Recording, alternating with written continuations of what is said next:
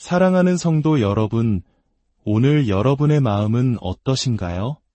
세상의 소음과 분주함 속에서 혹시 마음의 중심을 잃고 흔들리고 있지는 않으신지요? 오늘 우리는 우리 삶의 가장 근본적인 통제력, 바로 하나님께서 우리에게 허락하신 다스림의 권세에 대해 함께 묵상하고자 합니다. 본격적인 말씀에 앞서 잠시 여러분의 마음을 모아주시길 부탁드립니다. 이 말씀이 여러분의 마음에 깊은 울림을 준다면 좋아요를 눌러 더 많은 영혼들에게 이 은혜가 흘러가도록 도와주시고 구독과 알림 설정을 통해 하나님의 살아있는 지혜를 계속해서 공급받으시길 바랍니다. 여러분의 작은 손길이 하나님의 나라를 확장하는 귀한 도구가 될 줄 믿습니다.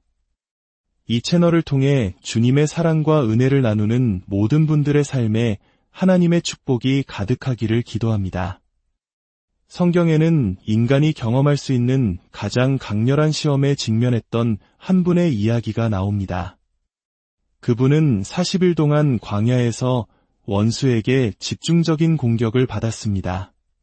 그 시험들은 그분의 정신적, 영적, 그리고 언어적 통제력을 무너뜨리기 위해 아주 교묘하게 설계되었습니다. 원수는 그의 정체성에 대한 의심을 심어 마음을 공격했고 희생 없는 권력을 제안하며 그의 영을 흔들었으며 그의 사명을 무효화시킬 말을 내뱉도록 유도했습니다. 하지만 그는 자신의 입과 마음과 영에 대해 완벽한 다스림을 보여주셨습니다. 정신적으로 유혹받을 때마다 그의 마음은 하나님의 말씀으로 응답했습니다. 영적으로 압박받을 때마다 그의 영은 아버지의 뜻에 굳건히 서 있었습니다. 언어적으로 도발당할 때마다 그의 입에서 나온 말은 정확하고 강력하며 신성한 권위로 가득했습니다. 누구의 이야기인지 아시겠습니까? 바로 광야의 예수님이십니다. 그분의 승리는 우연이 아니었습니다.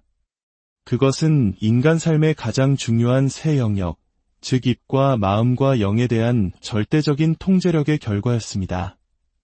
그리고 바로 그 통제력이 오늘 성령님을 통해 우리에게도 주어졌음을 믿으시기 바랍니다. 우리가 완전한 다스림으로 나아가는 첫 번째 단계는 통제되지 않는 혀가 가진 파괴적인 힘을 이해하는 것입니다. 우리가 반드시 다스려야 할 첫 번째 영역은 바로 우리의 입입니다. 왜냐하면 성경은 우리의 혀가 인생 전체의 방향을 결정하는 힘을 가졌다고 말씀하기 때문입니다. 야고보서 3장 3절에서 6절은 이렇게 증거합니다. 우리가 말들의 입에 재갈 물리는 것은 우리에게 순종하게 하려고 그 온 몸을 제어하는 것이라. 또 배를 보라, 그렇게 크고 광풍에 밀려가는 것들을 지극히 작은 키로써 사공의 뜻대로 운행하나니 이와 같이 혀도 작은 지체로 돼 큰 것을 자랑하도다. 보라, 얼마나 작은 불이 얼마나 많은 나무를 태우는가. 혀는 곧 불이요 불의의 세계라. 여러분의 혀는 아주 작은 기관이지만 거대한 배를 움직이는 키처럼 인생 전체를 이끌어갈 힘이 있습니다. 이는 만약 당신이 당신의 입을 통제하지 못한다면 당신의 운명 또한 통제할 수 없다는 것을 의미합니다. 입에서 나오는 말은 단순히 공기 중으로 사라지는 소리가 아닙니다. 그것은 현실을 창조하는 영적인 힘입니다. 문을 열기도 하고 닫기도 하며 축복하거나 저주하고 세우거나 무너뜨립니다. 잠언 18장 21절은 이 힘을 확증합니다. 죽고 사는 것이 혀의 힘에 달렸나니 혀를 쓰기 좋아하는 자는 혀의 열매를 먹으리라. 이것은 시적인 비유가 아니라 중력처럼 실제하는 영적인 법칙입니다. 우리의 혀는 끊임없이 미래의 생명 혹은 사망의 씨앗을 심고 있습니다. 당신이 내뱉는 모든 말은 당신의 삶에서 그에 상응하는 열매를 맺게 될 씨앗입니다. 문제는 대부분의 사람들이 자신의 혀에 대한 통제력을 완전히 잃어버렸다는 것입니다. 생각 없이 말하고 감정적으로 반응하며 주워 담을 수 없는 말을 내뱉고 끊임없이 자기 자신과 다른 사람들의 삶에 죽음의 말을 심고 있습니다. 야고보서 3장 8절은 통제되지 않는 혀의 실상을 이렇게 묘사합니다. 혀는 능히 길들일 사람이 엄난히 쉬지 아니하는 악이요 죽이는 독이 가득한 것이라. 하지만 소망이 있습니다. 비록 사람의 힘으로는 혀를 길들일 수 없지만 우리가 하나님의 통제에 온전히 순복할 때 하나님께서는 우리의 혀를 길들이실 수 있습니다. 통제되지 않는 혀는 구체적으로 어떻게 나타날까요? 첫째, 끊임없는 불평입니다. 많은 사람들이 불평을 자신의 주된 언어로 삼고 살아갑니다. 날씨, 직장, 가족, 교회, 경제, 정치에 대해 불평합니다. 그러나 빌립보서 2장 14절은 우리에게 분명히 가르칩니다. 모든 일을 원망과 시비가 없이 하라. 불평은 단순히 나쁜 태도가 아닙니다. 그것은 하나님의 주권에 대한 반역이며 당신의 삶에 끊임없이 불만을 심는 행위입니다. 둘째, 의심과 불신의 말입니다. 나는 할 수 없어. 이건 불가능해. 절대 변하지 않을 거야. 왜 나에게만 이런 일이 생기지? 와 같은 말을 끊임없이 한다면 당신은 자신의 혀로 당신의 삶에 임할 하나님의 능력을 스스로 제한하고 있는 것입니다. 마가복음 11장 23절은 우리가 마음으로만 생각하거나 느끼는 것이 아니라 입으로 말하는 대로 이루어진다고 가르칩니다. 당신의 의심의 말들이 당신의 삶을 향한 하나님의 약속을 취소시키고 있습니다. 셋째, 분노와 쓴뿌리의 말입니다. 에베소서 4장 29절은 무릇 더러운 말은 너희 입 밖에도 내지 말고 오직 덕을 세우는데 소용되는 대로 선한 말을 하여 듣는 자들에게 은혜를 끼치게 하라고 명하십니다. 분노와 파괴적인 비판, 쓴 감정이 섞인 말을 내뱉을 때 당신은 당신 자신의 영혼뿐만 아니라 그 말을 듣는 사람들의 영혼까지 오염시키고 있습니다. 넷째, 험담과 수군거림입니다. 잠언 16장 28절은 경고합니다. 패역한 자는 다툼을 일으키고 말쟁이는 친한 벗을 이간하느니라. 험담에 참여할 때 당신은 다른 사람에게 상처를 줄 뿐만 아니라 결국 자신에게로 돌아올 파괴적인 언어 습관을 스스로 훈련시키고 있는 것입니다. 다섯째, 공허하고 목적 없는 말입니다. 마태복음 12장 36절은 엄숙한 경고를 담고 있습니다. 내가 너희에게 이르노니 사람이 무슨 무익한 말을 하든지 심판날에 이에 대하여 신문을 받으리니 하나님은 명백히 죄가 되는 말뿐만 아니라 덕을 세우지도 않고 축복하지도 않는 공허하고 쓸모없는 말에도 관심을 갖고 계십니다. 통제되지 않는 혀는 하나님과의 관계에도 영향을 미칩니다. 야고보서 1장 26절은 분명히 말합니다. 누구든지 스스로 경건하다 생각하며 자기 혀를 제갈 물리지 아니하고 자기 마음을 속이면 이 사람의 경건은 헛것이라. 당신이 스스로를 아무리 영적으로 여길지라도 혀를 다스리지 못한다면 그 영성은 거짓된 것입니다. 하지만 우리에게는 소망이 있습니다. 시편 141편 3절에는 강력한 기도가 담겨 있습니다. 여호와여, 내 입에 파수꾼을 세우시고 내 입술의 문을 지키소서. 당신의 혀를 주님께 내어드릴 때 그분은 당신의 말하는 방식을 완전히 변화시켜 주실 수 있습니다. 당신의 입을 저주의 근원에서 축복의 통로로 바꾸실 수 있습니다. 혀를 통제하기 위해서는 당신의 마음을 선한 것으로 채워야 합니다. 누가복음 6장 45절은 가르칩니다. 선한 사람은 마음에 쌓은 선에서 선을 내고 악한 자는 그 쌓은 악에서 악을 내나니 이는 마음에 가득한 것을 입으로 말함이니라. 마음이 부정과 쓴뿌리, 불신으로 가득 차 있다면 결코 지속적으로 생명의 말을 할 수 없습니다. 잠언 21장 23절은 약속합니다. 입과 혀를 지키는 자는 자기의 영혼을 환난에서 보전하느니라. 혀를 다스리는 법을 배울 때 당신은 단순히 의사소통 기술을 향상시키는 것이 아니라 불필요한 문제들로부터 당신의 영혼을 보호하는 것입니다. 혀를 다스린다는 것은 침묵하거나 수동적인 사람이 되라는 의미가 아닙니다. 그것은 당신의 말이 의도적이고 강력하며 신성한 목적으로 가득 차게 된다는 것을 의미합니다. 말해야 할 때 말하고 침묵해야 할 때 침묵하는 지혜를 갖게 됩니다. 당신의 말이 파괴하는 대신 세우고 저주하는 대신 축복하며 죽음을 심는 대신 생명을 창조하게 됩니다. 당신의 혀가 하나님의 통제 아래 있을 때 그것은 상한 마음을 치유하고 불가능한 상황 위에 하나님의 뜻을 선포하며 당신 주변의 모든 이들에게 축복과 생명을 전하는 하나님 나라의 강력한 도구가 될 것입니다. 두 번째로 우리가 반드시 다스려야 할 중요한 영역은 바로 마음입니다. 마음은 당신이 승리의 삶을 살 것인지 아니면 패배의 삶을 살 것인지 결정되는 영적 전쟁터이기 때문입니다. 고린도후서 10장 3절에서 5절은 이 전쟁의 실체를 묘사합니다. 우리가 육신으로 행하나 육신에 따라 싸우지 아니하노니 우리의 싸우는 무기는 육신에 속한 것이 아니요 오직 어떤 견고한 진도 무너뜨리는 하나님의 능력이라. 모든 이론을 무너뜨리며 하나님 아는 것을 대적하여 높아진 것을 다 무너뜨리고 모든 생각을 사로잡아 그리스도에게 복종하게 하니 여러분의 마음은 중립지대가 아닙니다. 영적인 세력들이 통제권을 얻기 위해 끊임없이 경쟁하는 전쟁터입니다. 만약 당신이 적극적으로 당신의 생각을 통제하지 않는다면 다른 누군가가 대신할 것입니다. 세상과 육신, 그리고 원수는 당신을 패배와 파멸로 이끌 생각들로 당신의 마음을 프로그래밍할 것입니다. 원수는 당신의 마음을 통제하면 당신의 인생 전체를 통제할 수 있다는 것을 잘 압니다. 그래서 그의 가장 격렬한 공격은 당신의 생각의 삶을 향합니다.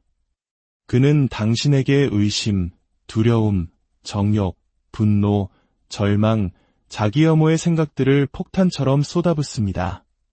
그 생각들이 사실이기 때문이 아니라 만약 당신이 그 생각들을 당신의 것으로 받아들이게만 만들 수 있다면 당신의 감정, 결정, 그리고 행동을 조종할 수 있다는 것을 알기 때문입니다. 에베소서 6장 11절은 마귀의 관계를 능히 대적하기 위하여 하나님의 전신갑주를 입으라고 경고합니다. 여기서 관계라는 단어는 계산된 전략과 체계적인 방법을 의미합니다. 원수는 당신의 마음을 무작위로 공격하지 않습니다. 그는 당신의 성격, 약점, 그리고 상황에 맞춰 설계된 구체적인 전략을 가지고 있습니다. 그의 주요 전략 중 하나는 반복입니다.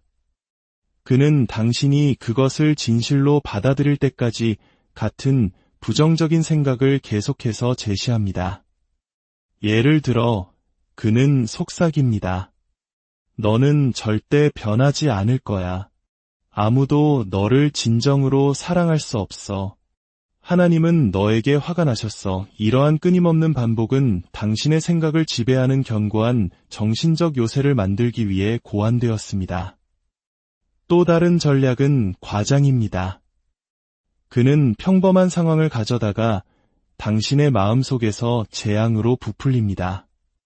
작은 문제는 거대한 위기가 되고 사소한 비판 한마디는 완전한 거절로 둔갑하며 일시적인 어려움은 영원한 상황처럼 느껴지게 만듭니다.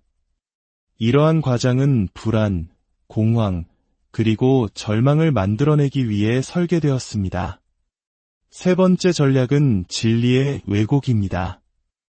그는 혼란을 야기하기 위해 부분적인 진실과 완전한 거짓을 섞습니다. 그는 당신의 과거 실패를 상기시키지만 하나님의 은혜는 쏙 빼놓습니다. 당신의 현재 약점을 보여주지만 그리스도 안에 있는 당신의 잠재력은 감춥니다. 하나님의 약속을 제시하지만 그 약속이 정말로 당신에게 적용되는지에 대한 의심으로 그것을 오염시킵니다. 그러나 하나님은 이 싸움에서 우리를 무방비 상태로 내버려 두지 않으셨습니다. 로마서 12장 2절은 하나님의 전략을 제시합니다. 너희는 이 세대를 본받지 말고 오직 마음을 새롭게 함으로 변화를 받아 하나님의 선하시고 기뻐하시고 온전하신 뜻이 무엇인지 분별하도록 하라. 당신의 삶의 변화는 당신의 마음을 새롭게 하는 것에서 시작됩니다. 마음을 새롭게 하는 것은 하나님이 당신의 생각을 자동으로 바꿔주시기를 수동적으로 기다리는 과정이 아닙니다. 그것은 당신이 의식적으로 당신의 생각의 삶을 통제해야 하는 적극적인 과정입니다. 빌립보서 4장 8절은 우리에게 필터를 제공합니다. 끝으로 형제들아 무엇에든지 참되며 무엇에든지 경건하며 무엇에든지 옳으며 무엇에든지 정결하며 무엇에든지 사랑받을 만하며 무엇에든지 칭찬받을 만하며 무슨 덕이 있든지 무슨 기림이 있든지 이것들을 생각하라. 여기서 이것들을 생각하라고 말씀하신 것에 주목하십시오. 이것은 적극적인 명령입니다. 당신은 무엇을 생각할지 의식적으로 선택해야 합니다. 마음에 떠오르는 모든 생각을 통제할 수는 없지만 어떤 생각에 머무르고 어떤 생각을 거부할지는 통제할 수 있습니다. 마음을 통제하는 과정에는 몇 가지 구체적인 단계가 있습니다. 첫째, 인식입니다. 어떤 생각이 하나님으로부터 온 것이 아닌지를 즉시 인식하는 능력을 개발해야 합니다. 그 생각이 믿음 대신 두려움을, 확신 대신 정죄를, 소망 대신 절망을 가져온다면 그것은 하나님으로부터 온 것이 아닙니다. 둘째, 거절입니다. 하나님의 말씀과 일치하지 않는 생각들을 적극적으로 거절해야 합니다. 이것은 억제가 아니라 대체입니다. 의식적으로 당신의 정신적 초점을 성경적 진리로 바꾸는 것입니다. 셋째, 대체입니다. 모든 부정적인 생각은 즉시 그에 상응하는 성경적 진리로 대체되어야 합니다. 만약 나는 결코 변하지 않을 거야라는 생각이 든다면 그것을 빌립보서 1장 6절 말씀, 너희 안에서 착한 일을 시작하신 이가 그리스도 예수의 날까지 이루실 줄을 우리는 확신하노라로 대체하는 것입니다. 넷째, 반복입니다. 성경적 진리가 당신의 자동적인 생각이 될 때까지 그것을 반복해야 합니다. 이것은 훈련과 인내가 필요하지만 결국 하나님의 진리는 원수의 거짓말보다 더 강해질 것입니다. 성경 묵상은 마음을 통제하는 데 필수적입니다. 여호수아 1장 8절은 이 율법책을 내 입에서 떠나지 말게 하며 주야로 그것을 묵상하여 그 안에 기록된 대로 다 지켜 행하라 그리하면 내 길이 평탄하게 될 것이며 내가 형통하리라고 가르칩니다. 말씀을 꾸준히 묵상하는 것은 당신의 마음을 하나님의 생각으로 프로그래밍하는 것입니다. 또한 당신은 마음의 문을 지켜야 합니다. 눈과 귀를 통해 들어오는 것이 당신의 생각에 직접적인 영향을 미칩니다. 만약 당신이 끊임없이 부정적이고 폭력적이며 성적으로 부도덕하거나 두려움으로 가득 찬 콘텐츠를 소비한다면 순수하고 긍정적인 생각을 유지하기 위해 고군분투하게 될 것입니다. 금식 또한 마음을 통제하는 강력한 도구가 될 수 있습니다. 정기적으로 금식할 때 당신은 당신의 몸과 마음이 육체적, 감정적 충동에 의해 통제되는 대신 당신의 영에 복종하도록 훈련하는 것입니다. 끈질긴 기도는 마음의 전투에서 승리하는 데 필수적입니다.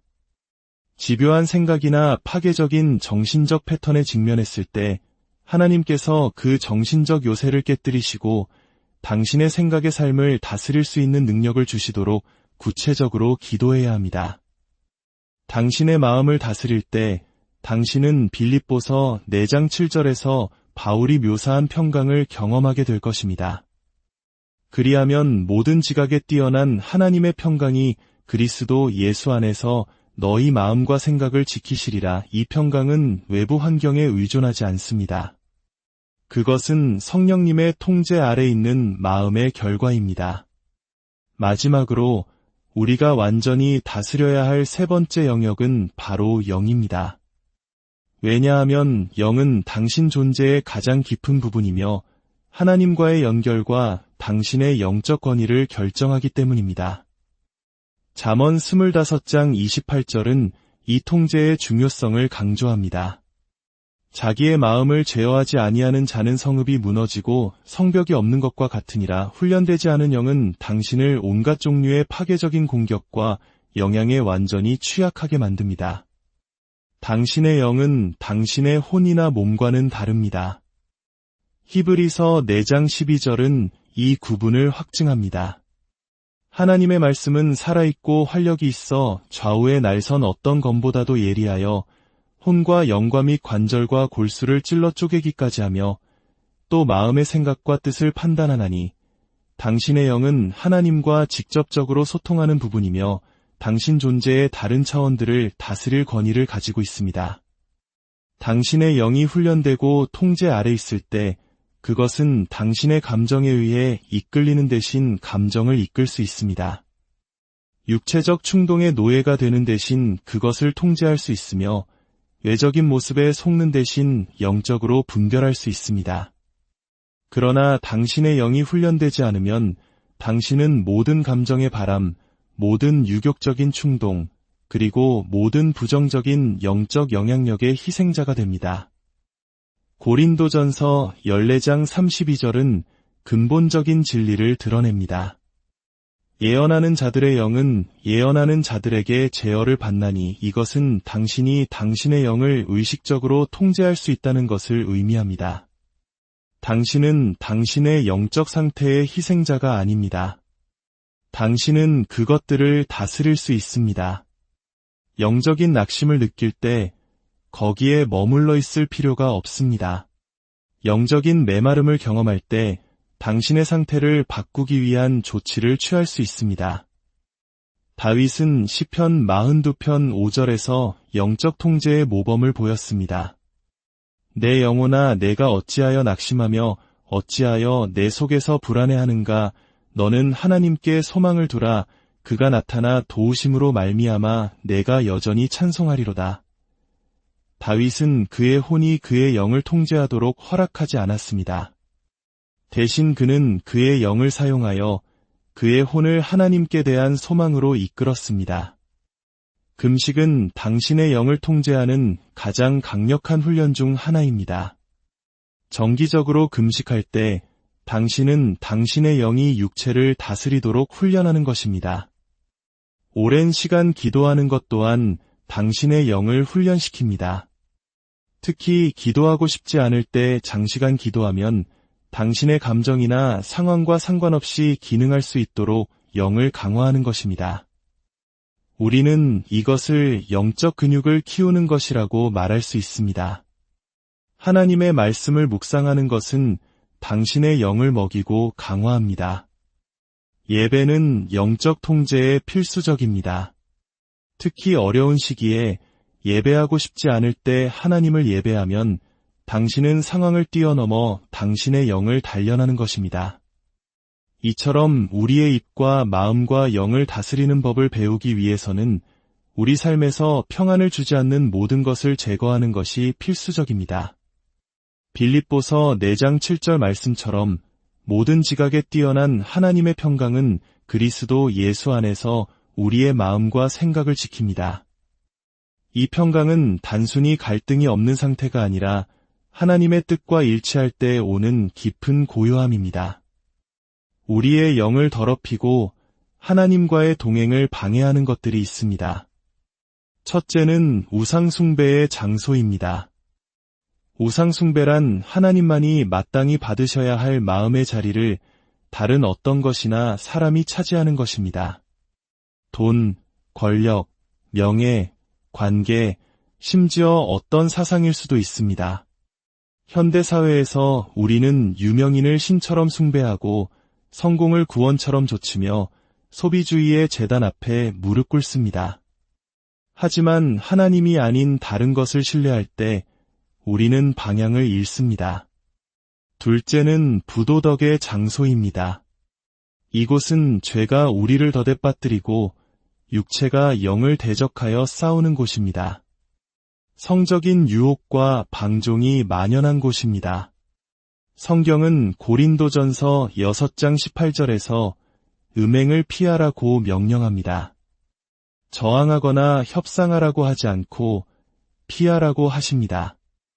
이 죄는 우리의 몸뿐만 아니라 영혼을 더럽히기 때문입니다. 셋째는 폭력의 장소입니다. 미움, 분노, 파괴가 난무하는 곳입니다. 폭력은 그리스도의 마음과 정반대입니다. 예수님은 마태복음 5장 9절에서 화평하게 하는 자는 복이 있나니 그들이 하나님의 아들이라 일컬음을 받을 것이미요 라고 말씀하셨습니다. 우리는 평화를 만드는 자로 부름 받았습니다. 넷째는 물질주의의 장소입니다. 돈과 소유가 신이 되고 탐욕이 우리의 눈을 멀게 하여 기쁨을 빼앗아가는 곳입니다. 예수님은 마태복음 6장 24절에서 너희가 하나님과 재물을 겸하여 섬기지 못하느니라 고 분명히 말씀하셨습니다. 진정한 분은 당신이 가진 것에 있는 것이 아니라 그리스도 안에서 당신이 누구인지에 있습니다. 다섯째는 교만의 장소입니다. 오만함이 판을 치고 나 자신이 하나님보다 높아지는 곳입니다.